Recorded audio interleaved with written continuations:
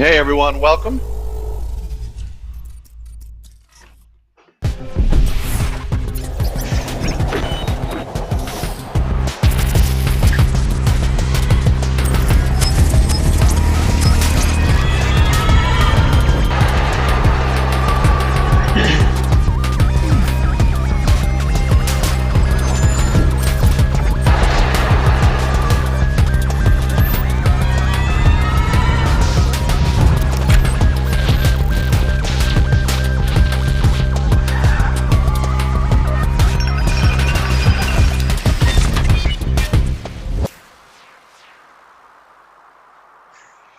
Hey everyone, welcome. Uh, what you what you just saw was a quick overview of 3.1.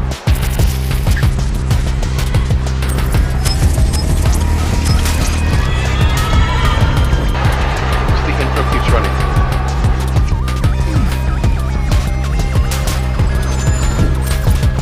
Okay, am I on your screen? The intro just keeps running on this side.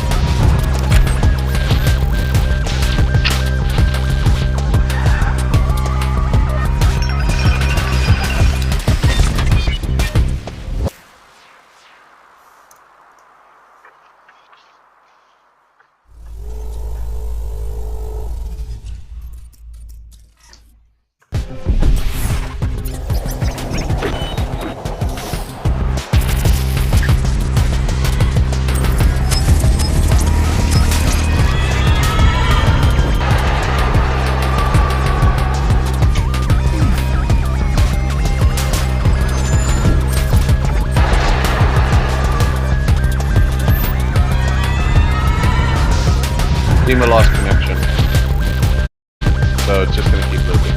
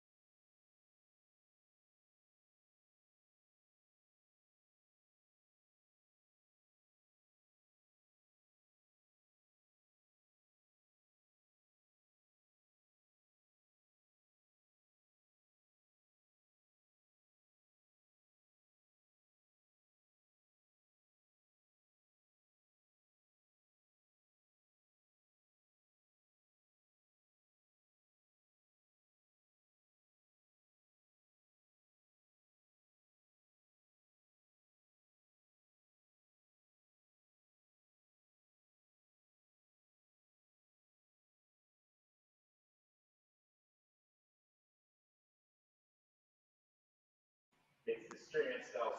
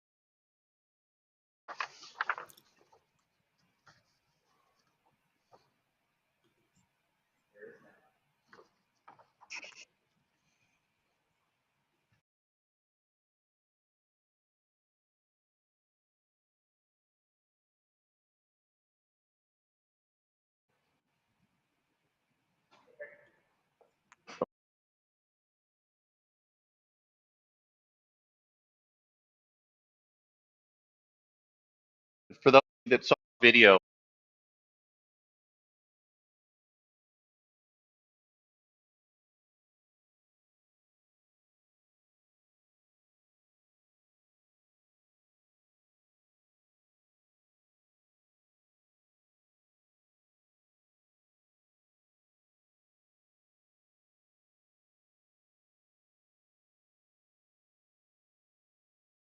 Video? Oh, I thought we queued.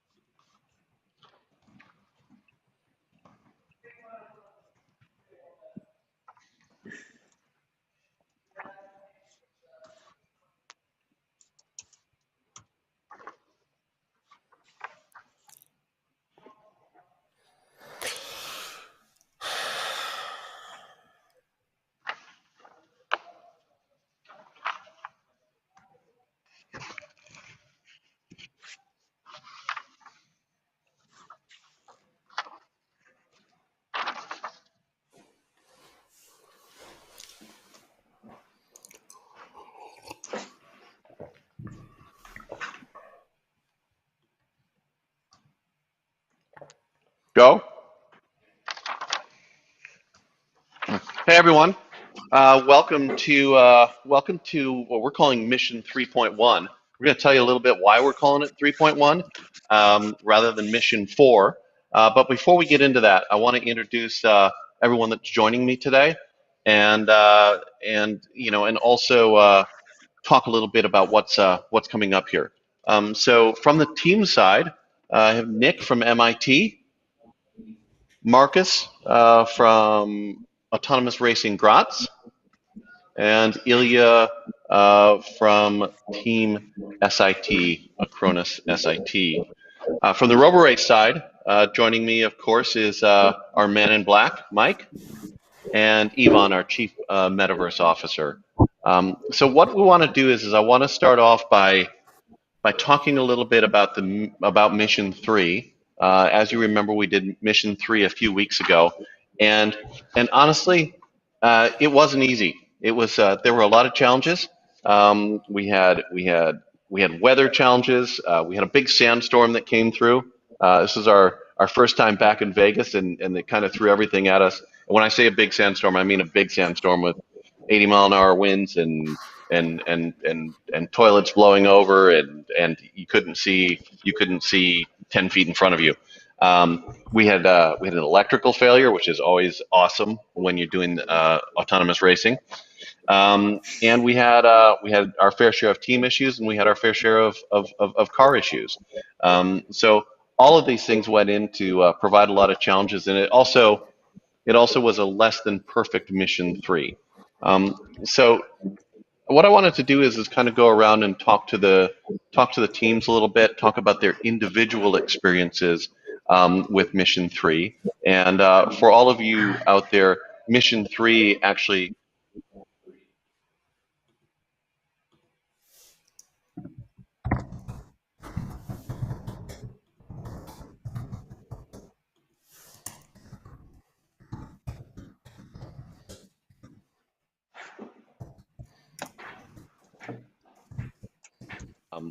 It made a huge mess of the whole place. We didn't realize there was that much trash in Las Vegas Motor Speedway, but it blew it all out.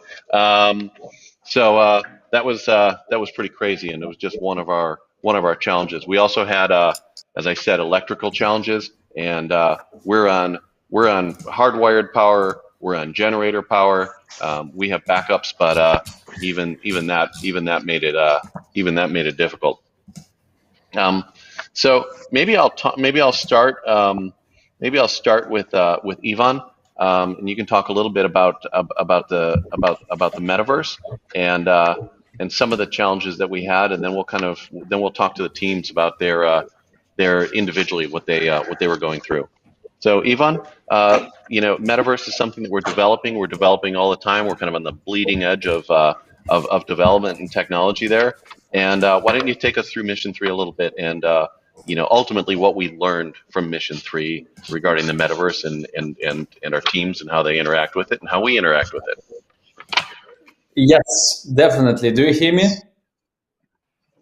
Yes. Awesome. Yes, guys. Yeah, everybody. Well, hello and welcome to our live stream today.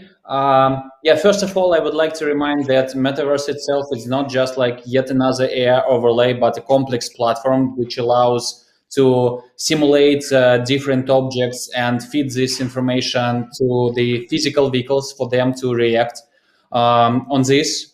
And basically, what we do, we challenge the AI.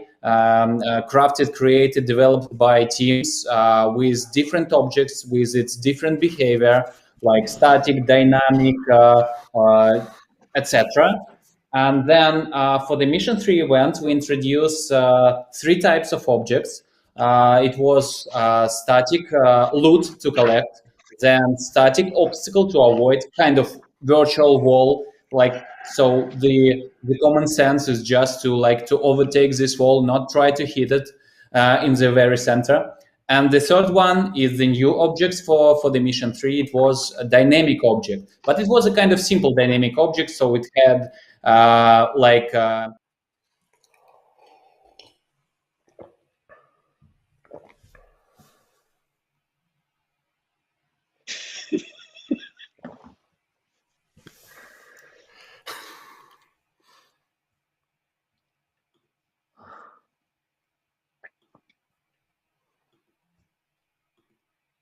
calibration itself is pretty curious process. So like for every single camera, we need to calibrate the precise position, considering the where it stands, the camera itself, where it stands, together where the track is, like the distance, the height, etc. All the coordinates, just to make sure that when we starting placing those objects, we see them in the same exact place visually.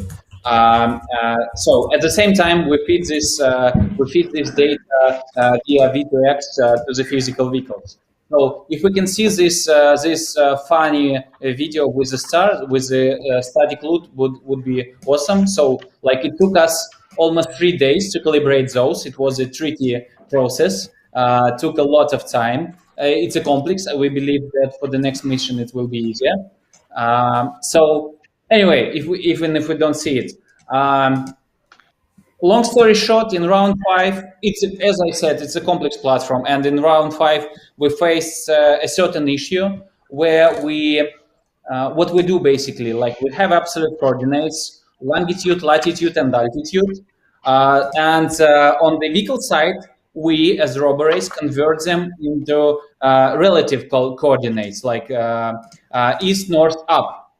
And basically, considering that we provided in V2X for each virtual object, we provided wrong altitude coordinate.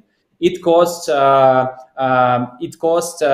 inappropriate value in ENU format.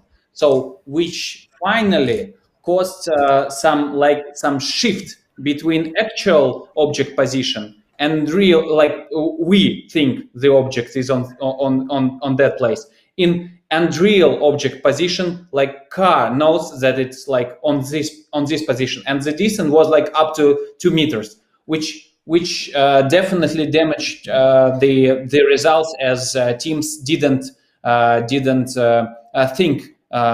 didn't expect this behavior from the objects. So basically, this moved us, this pushed us to like eliminate, right, Chip, the results of round 5, and fix the issue overnight for round 6.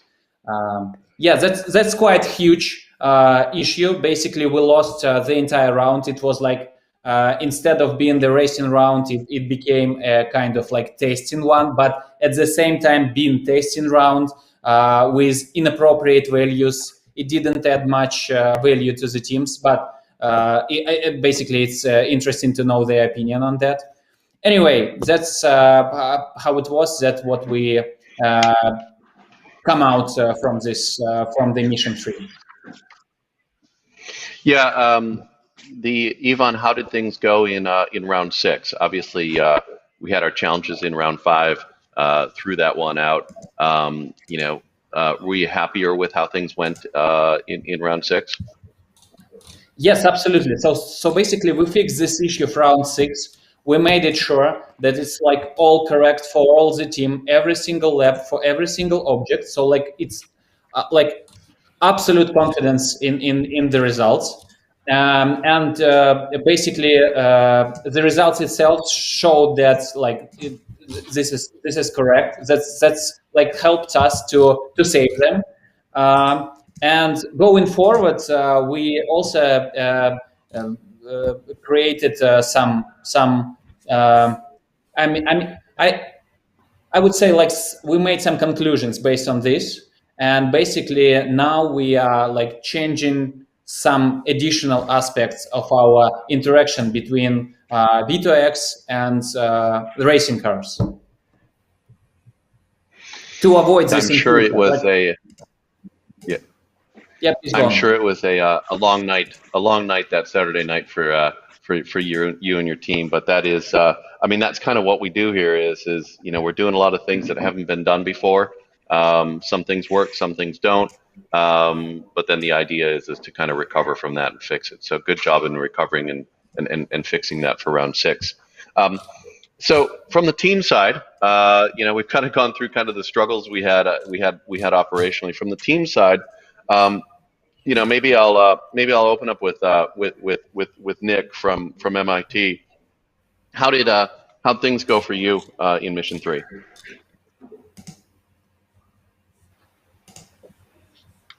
Nick, you there? Can you hear So, us? yeah. Can you hear me? Great. Yes, we're good. All right.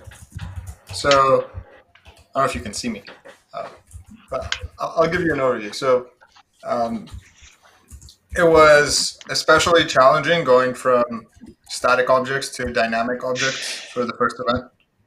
Uh, for the first event with dynamic objects, especially because uh, in terms of the engineering side and the path planner, well, now has to think in space time, so it has to predict where the other objects are going to uh, be in the future, and then it also has to plan paths around objects at future points. So now collisions aren't just possible like in uh, in the current frame, but you should also think about collisions in the future and think about whether an object will hit you from behind or whether you need to slow down for an object. So there's a lot of interesting new cases, and it required a lot of new code. So from our side, we were actually upgrading both the way we handle static objects. So we moved from a brute force approach to uh, a more sophisticated search node and tree approach, which is very similar to how a chess engine works. And at the same time, we also uh, tried to put in some improvements for and new features to handle the space time aspect. And our space time wasn't perfect, so we're still working on that. But we're pretty confident actually that our static object planner is actually optimal. Uh,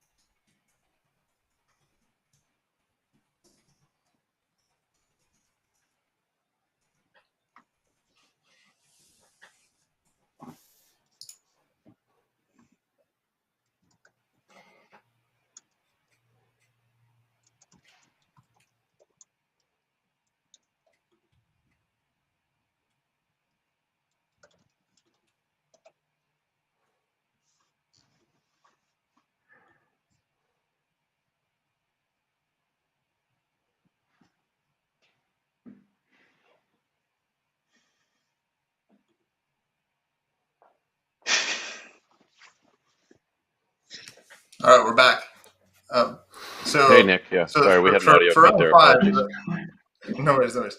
For round five, well, as Ivan went over earlier, the objects were wrong, but also our path planner was disabled, and the controller is a redundant system. So if it doesn't hear from the path planner, it will just follow the racing line. So that in case, for example, the path planner has a bug and it crashes during the race, we at least finish the race on the racing line.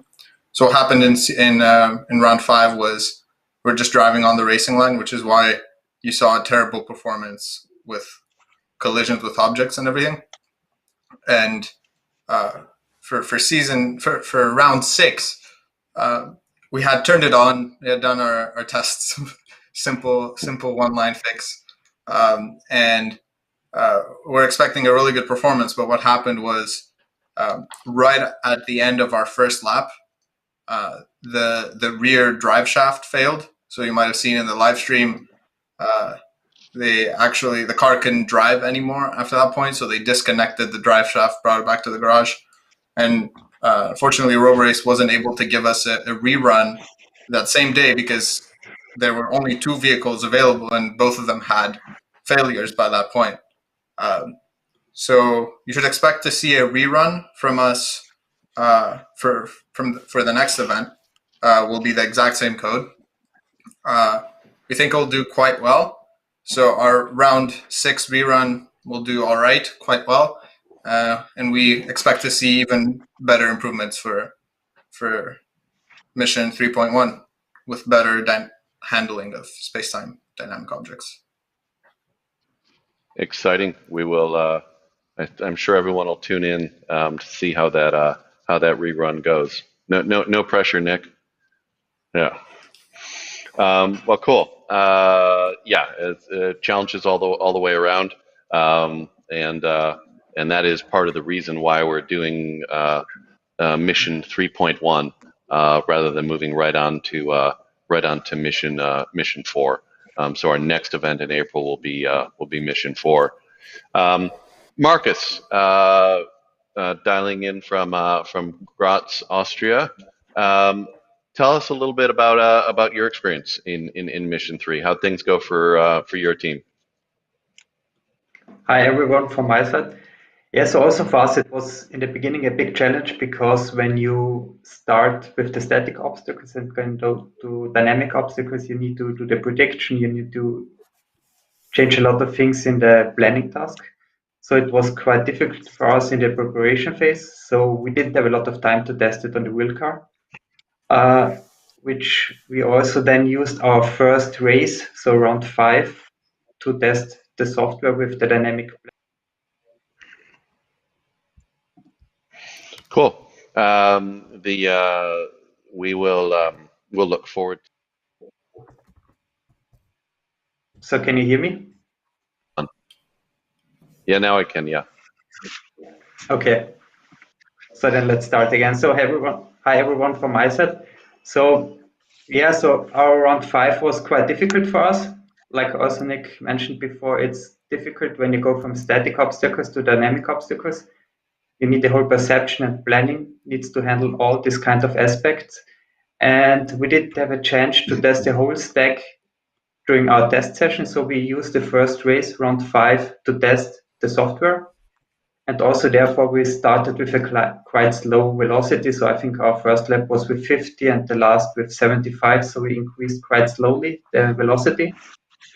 The planning worked okay. We hit a lot of obstacles, but like we heard before from Ivan, this was more or less an issue on the Roborace side, on the Metaverse. But also our software didn't work perfect. We also hit some obstacles. And so round 5 was from our side quite good. And then round 6 was, so between these two rounds, we didn't change anything in the software, just we increased the maximum velocity, that's it. And it was quite good, so I think we drove the fastest lap times, but also in this case, we hit some obstacles. And afterwards, we figured out that we had the wrong GPS position on the car, so the GPS from the car is not in the center of the car, so it's a little bit off. And we didn't consider that, and therefore we had some collisions. And also the planner doesn't work perfect for now. So for the next race, hopefully this will be fixed. But all in all, we were quite Marcus, satisfied with the race. Marcus, you said you set some of the fastest laps. Um, do you feel like any of the, let's call it inaccuracy, of your line and your path planning came because of the speed, or was it because of the issues you just mentioned? Yeah, so the vehicle follows quite well our trajectory. So there's of course a little bit of an offset, but we looked also where we hit the obstacles. And this was not, yeah, it was a little bit of a failure also, of course, because of an inaccuracy of the higher velocities. But the most issues were based on the planner. So it didn't react correct all the time. Right. Got it. So we'll look forward to kind of seeing that speed in mission 3.1 and some improved accuracy. That should be Yeah, fun to watch. So hopefully. Ilya, a Cronus SIT, the you guys had some really strong runs, and and also were I think prepared, ready to go. Hi everyone. About mission 3 and how that went for you. Hi, can you hear me? Hello everyone. Yeah, we hear you. Yes. Yeah. About mission 5. So it was very interesting mission for us because for us it was blind race. I would call it, because at a week before we had the tests, and during the tests we cannot run our car sustainably on the track because our software, like, we had our failure in our software side. And before those tests and between test and between the race, we didn't have any chance to verify that we fixed this issue. So we just had the event 5 and we need to go to the race without any testing and checking either we fix it or not. So we just hoped that the issue was fixed, and finally it works. And we got a good result during the race. And later we noticed that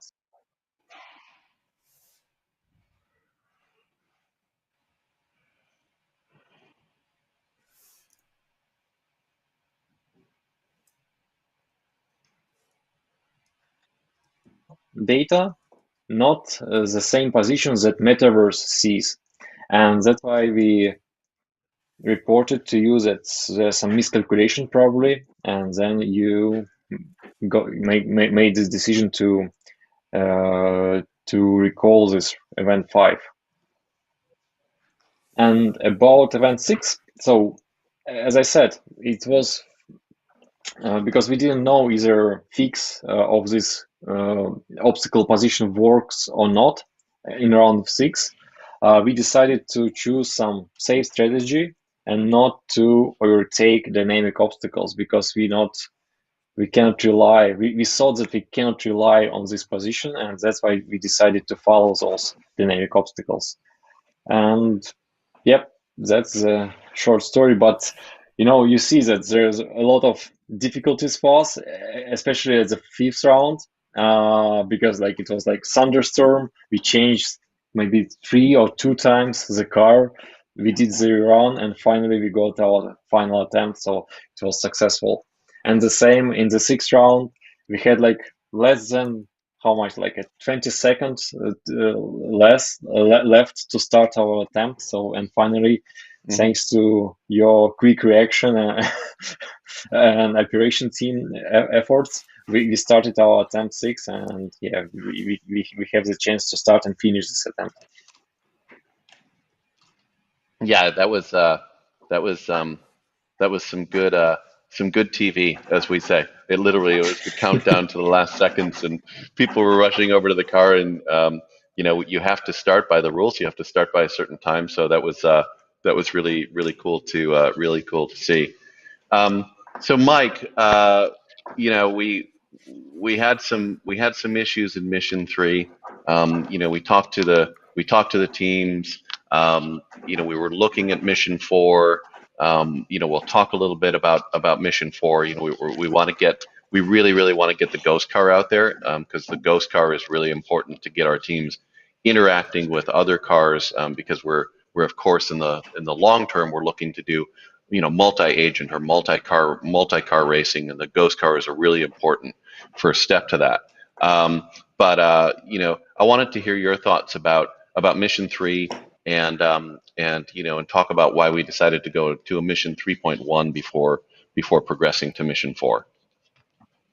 Okay, yeah, as you said, the ghost car is actually a super important thing for us to be introduced here in season beta, and considering all the problems and like issues we've just discussed, actually, it's a huge leap to introduce the ghost car, and especially for the teams, it's a super challenge, and the teams can confirm that's another game. If there is yet another car, even if it's virtual, but it's significant difference in all the things related with path planning algorithm and stuff like that. And we actually had yet another issue that was on our side. We didn't provide our updated simulation environment for that thing on time, and that was actually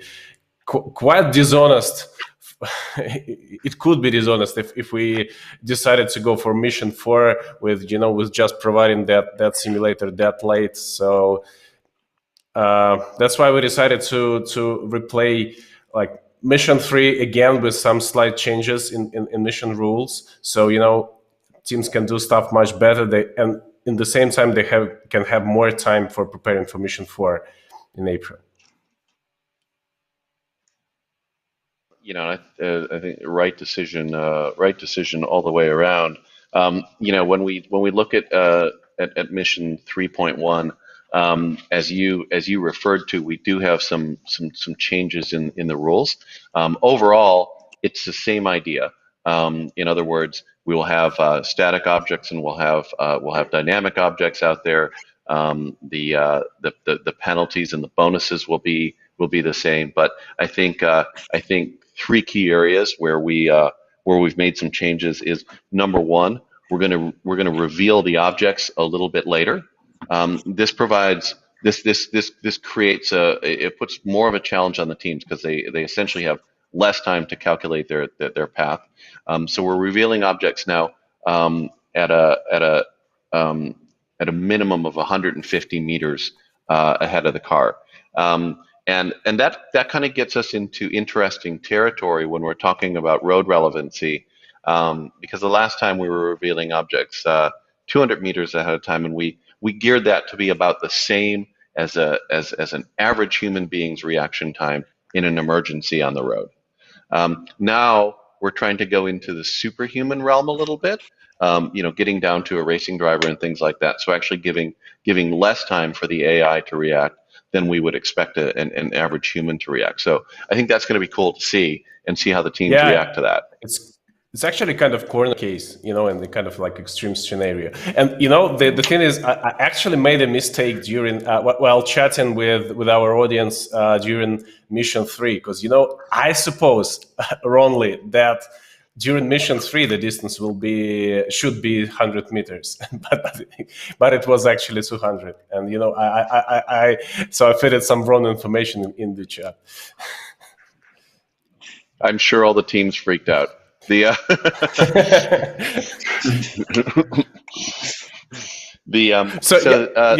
because you never know, because we're living like in current missions and further missions, and sometimes you get some mess and and you have all those things. What's now, what's then. And basically, guys, we had this conversation with the teams.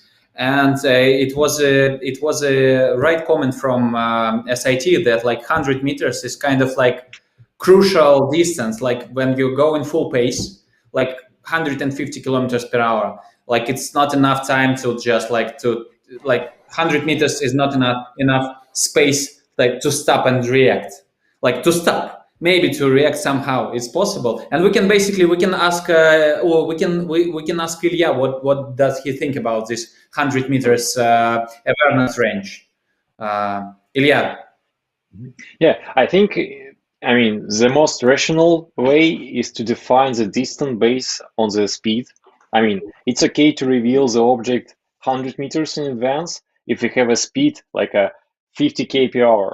But if we are running like a 150 kph, it's not enough to slow down. I mean, it's not even in the terms of react on this obstacle, but only to, like, it's a physics. We cannot slow down the car from higher speed within this 100 meters. So, and my proposal maybe to consider that we need to come up with some formula or like a how to adjust the distance of appearing object based on the speed. Yeah, it's like, and maybe on the speed and different objects will appear different and have different awareness range, right?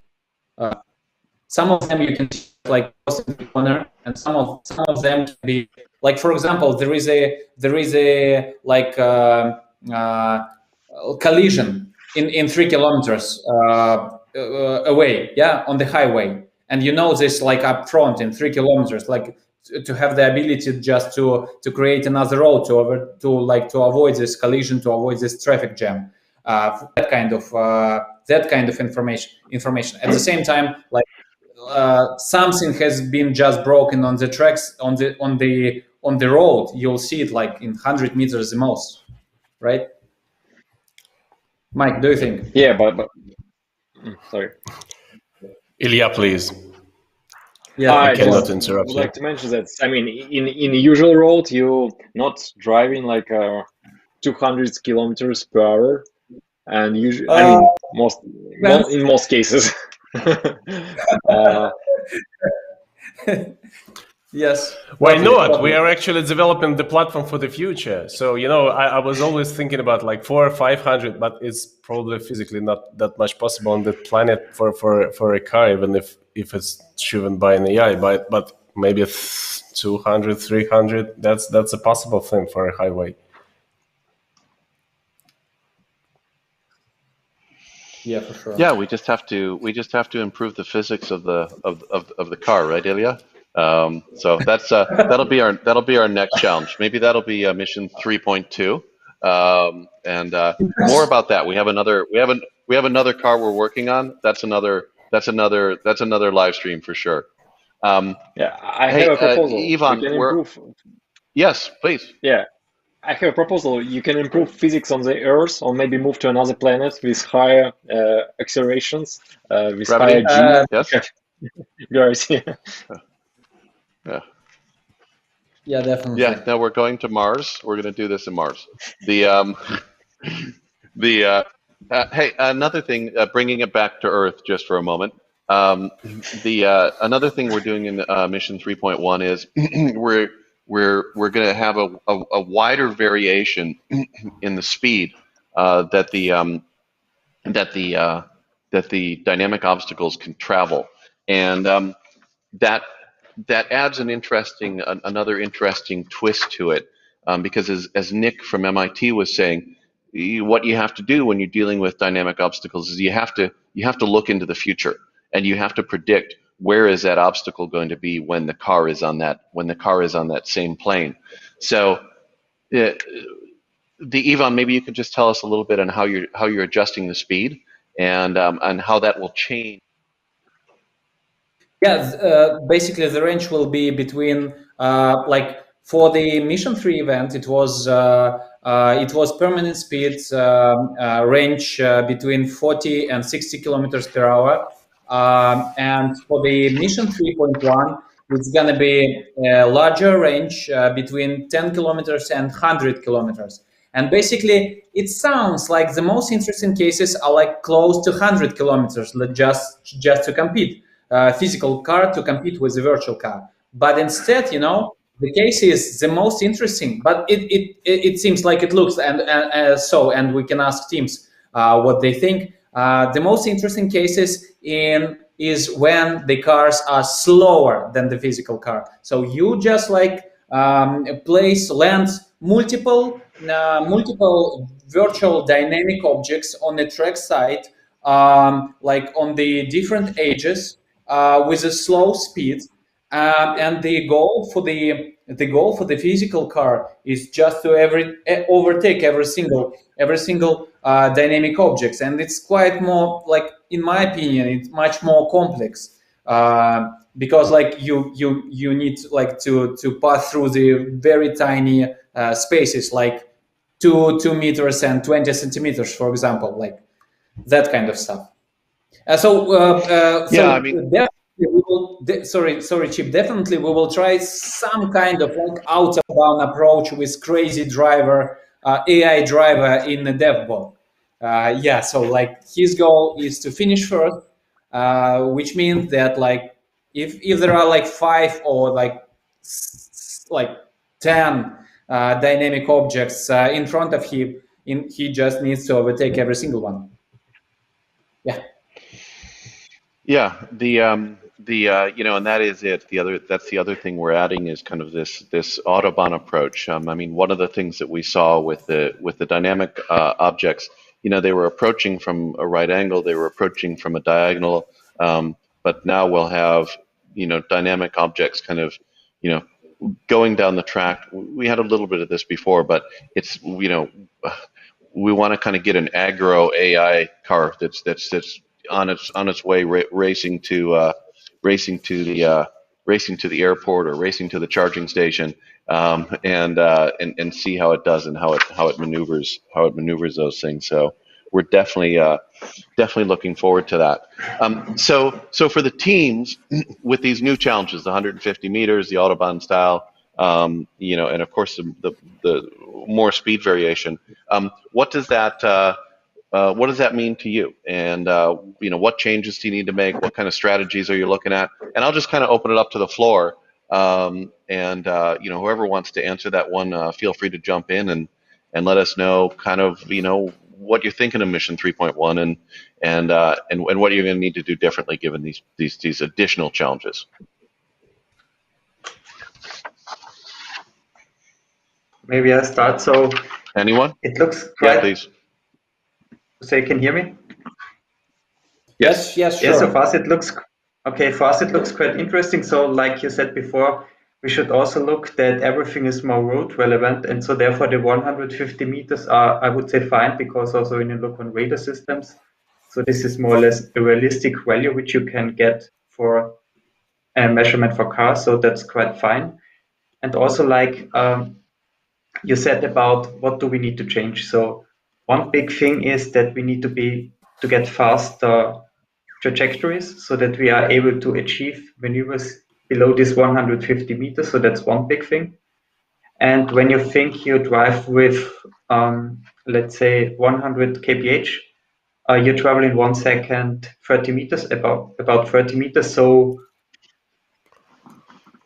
it's quite difficult when you don't have a lot of obstacles, because it's not like when you have one obstacle, then it's easy. But if you have more and more obstacles, it's like an exponential problem. So in our code, so it's getting complicated, and especially when there are 10 cars, then it's quite difficult to achieve that. So what we are doing is we are not considering all of them in the future. So we have more or less a short horizon, which is relevant for us, where we calculate the path. Yeah, I see. Yeah. So Ilya, how about you? How are you approaching it? So yeah, for us, this new regulations for Event 3.1 added new complexity, and we modify our existing stack and trying to include the information about different objects on the track, and also include this different speed that those object has. And it's worth to mention that maybe the main challenge for us is to stay in the limit of computational platforms that we have, because it's not very it doesn't have enough performance to calculate all the information in real time, and that's why we're trying to find some hacks or way how to avoid or how to finish our calculation in time and decide which path shall we follow. So that's the main case, the main challenge for us right now. And also, I think it's worth to mention that the big deviation between when we have this braking, when we send in braking signals to the car reacts not as we expected, and that's probably the problem of tuning, or maybe the tuning the parameters of the lower level system of braking, because we send one signal but brakes like overreact to our signals, and sometimes it's leads to the to the drifts or some too much braking that's needed. Yeah, we saw our friends from University of Pisa dealing with that in their breakthrough run in Mission 3, and we definitely went through some Michelin tires with some tire lockups there. So yeah, all things to consider. So Nick, at MIT, are you guys kind of following the same approach to the challenges of Mission 3.1? Yeah, so it's going to be mostly the same approach. As I said earlier, we don't have much to change with the way we handle static objects. So the only new stuff is going to be improvements with how we handle dynamic objects. We've also kind of taken a small step back and look at the bigger picture, and we're reorganizing a lot of the code. We're trying to make our platform like easier to use. There's a lot of members that just joined the team recently, and they've been trying to sift through like, well, Splinter says like 4,000 lines at this point in time, and it's like half of it is just math, and it's just very hard for them to understand. So we're trying to do a little bit better object-oriented programming and modularize the code so that it's easier for us to work with and have less bugs. And another thing we are looking at, maybe not for 3.1, maybe for the next event, is starting to do like the first steps toward game theoretic multi-agent planning. So kind of instead of assuming the other agent is just going to follow a predetermined trajectory you can predict, you also want to think about how do you defend against the other agent, and how do you overtake them, and how are they going to react to those things. So you kind of want to, again, as I said, our approaches are very similar to a chess engine. So in chess, if you know that if you're forking the other person's queen and king with your queen, well, they have to move their king so you can take their queen. This very similar approach is if the other car's dynamics aren't able to accelerate fast enough, or the other car is going too fast and it's going to miss the turn, you can overtake them. So we're trying to add some stuff similar to that.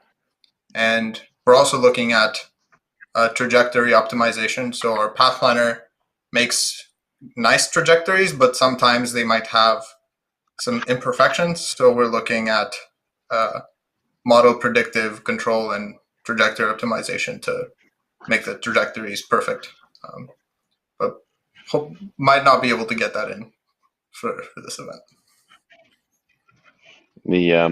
I appreciate the metaphor to chess, and I think you maybe just gave us an idea for some future virtual objects designs that we'll put out there. So we'll see what Ivan and the Metaverse team come up with for that.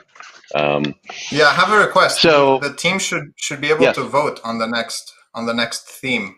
I don't know, for some of the objects, I really like the rings from Mission 2, I think. But Yes. for For last event, the stars think and the blobs look kind of weird in my opinion. I think we need to agree on the next one. Well, I think we should invite our entire audience to do that, and get some interactivity, and we will take your comments regarding the stars and the blobs as well. See how the internet reacts to that. But yeah, definitely a great idea. We try to be as democratic as possible around here, so see if we can do that. Just kind of to kind of sum this up, Mike. We're going into 3.1. You've kind of heard what the teams are planning. Anything in particular I think our audience should be looking for. And we want everyone to tune in to 3.1. We wanted to give the audience a little bit more of an idea of what 3.1 is going to be and how we got there. But this again, of course, will be live streamed on Twitch, end of March 30th and 31st. But what do you think? What do you think we're going to see?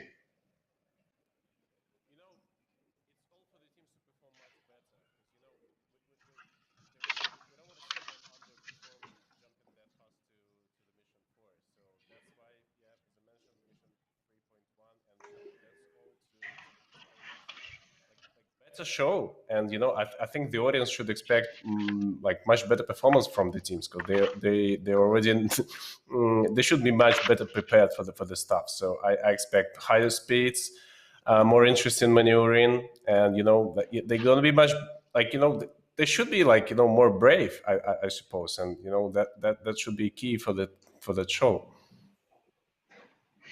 Well, you heard it here first. Mike said to all the teams, "Be more brave. Stop being so damn careful out there." And we'll see what we have. We're setting up the gap jump and the flaming hoop and everything for them. So we'll see where their bravery lands. Absolutely, and the objects should be more weird, not even like crazy. So as Nick said, I wouldn't say we will bring rings back again, because the idea of Metaverse is to be constantly changing and progressing. So any theme of object is not forever; it's just for a show. So for the next show, it's going to be completely different stuff, and while talking about that brave thing, we should definitely support that with the visuals of the objects. Definitely. Well, on that note, I wish all the teams best of luck, and we'll let them get back to preparing their code. We have a little bit of testing to do before the event, and look forward to rejoining with the audience here. We have some more live streams coming up between now and the event, and look forward to seeing everyone at end of March on Twitch for Mission 3.1. Thanks for joining today, everyone. Appreciate it. Thanks. Have a good day.